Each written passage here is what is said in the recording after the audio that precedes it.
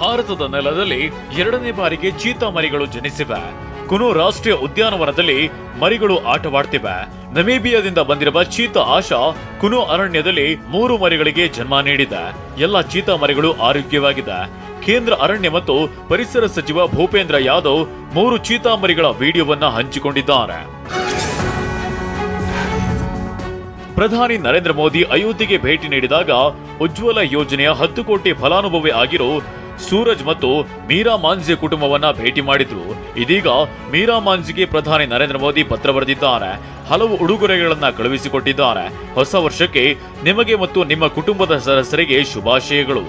ಅಯೋಧ್ಯೆಯಲ್ಲಿ ನಿಮ್ಮ ಕುಟುಂಬದ ಸದಸ್ಯರನ್ನ ಭೇಟಿಯಾಗಿದ್ದು ಹಾಗೂ ನೀವು ತಯಾರಿಸಿದ ಚಹಾ ಸೇವಿಸಿದ್ದು ತುಂಬಾ ಸಂತೋಷವಾಗಿದೆ ಅಂತ ಬರೆದಿದ್ದಾರೆ. ವಿಮಾನದಲ್ಲಿ ಪ್ರಯಾಣಿಕರೊಬ್ಬರಿಗೆ ಅಸುರಕ್ಷಿತ ಆಹಾರವನ್ನ ನೀಡಿದ್ದಕ್ಕಾಗಿ ದೇಶದ ಅತಿದೊಡ್ಡ ವಿಮಾನಯಾನ ಸಂಸ್ಥೆ ಇಂಡಿಗೋಗೆ ಭಾರತೀಯ ಆಹಾರ ಸುರಕ್ಷತೆ ಮತ್ತು ಗುಣಮಟ್ಟ ಪ್ರಾಧಿಕಾರ ಶೋಕಾಸ್ ನೋಟಿಸ್ ನೀಡಿದೆ.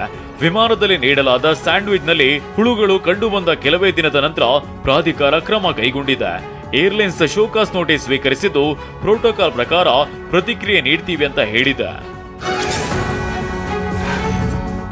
ಅಯೋಧ್ಯೆಯ ಶ್ರೀರಾಮ ಮಂದಿರ ಉದ್ಘಾಟನಾ ಕಾರ್ಯಕ್ರಮಕ್ಕೆ ಕಾಂಗ್ರೆಸ್ ನಾಯಕಿ ಸೋನಿಯಾ ಗಾಂಧಿಗೆ ಆಹ್ವಾನ ನೀಡಲಾಗಿದೆ.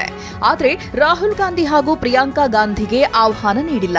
ಯಾಕಂದ್ರೆ ಅಯೋಧ್ಯೆ ಶ್ರೀರಾಮ ಜನ್ಮಭೂಮಿ ತೀರ್ಥ ಕ್ಷೇತ್ರ ಟ್ರಸ್ಟ್ ರೂಪಿಸಿರುವ ನಿಯಮದ ಪ್ರಕಾರ ರಾಹುಲ್ ಪ್ರಿಯಾಂಕಾ ಗಾಂಧಿ ಆಹ್ವಾನಕ್ಕೆ ಅರ್ಹರಾಗಿಲ್ಲ.